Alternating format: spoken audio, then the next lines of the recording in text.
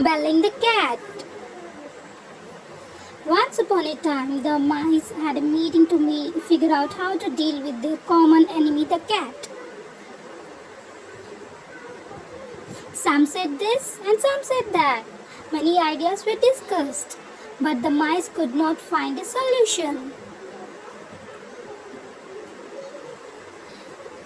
At last, a young mouse spoke. I have a plan. All we need to do is put a bell around the cat's neck. The bell will ring whenever the cat moves, and we will be able to run away before she comes.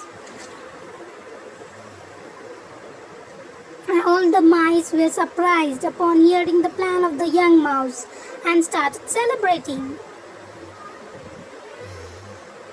Then an old mouse rose and said, "The plan sounds very good, but tell me one thing, who will bell the cat?"